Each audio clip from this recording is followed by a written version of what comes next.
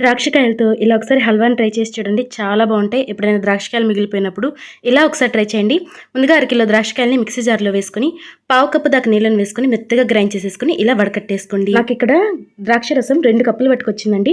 అందులోనే అరకప్పు దాకా కార్న్ఫ్లోర్ కూడా వేసుకొని ఉండలు లేకుండా బాగా మిక్స్ చేసేసి ఇలా మిక్స్ చేసేసుకొని ఈ గిన్నెని పక్కన పెట్టేసుకోండి. ఇప్పుడు ఒక గిన్నెలోకి నెయ్యిని బాగా అప్లై చేసేసుకొని సన్నగా కట్ చేసుకున్నటువంటి డ్రై ఫ్రూట్స్ కూడా వేసుకొని ఈ గిన్నెని పక్కన పెట్టేసుకోండి. స్టవ్ మీద బాండి పెట్టి 1 కప్పు దాకా పంచదార, పావు కప్పు దాకా నీళ్ళని వేసుకొని పంచదార కరిగేదాకా మరిగించుకున్న తర్వాత అందులోనే మనం కలిపి పెట్టుకున్నటువంటి ఆ ద్రాక్ష జ్యూస్ ని కూడా వేసుకొని మొత్తం ఒకసారి బాగా మిక్స్ చేసేసుకోండి. ఇప్పుడు అందులోనే చిటికెడు ఫుడ్ కలర్ ని కూడా వేసేసుకొని మంటని హై ఫ్లేమ్ లో పెట్టుకుంటూ ఈ హల్వా దగ్గర పడేదాకా కుక్ చేసేసుకోండి.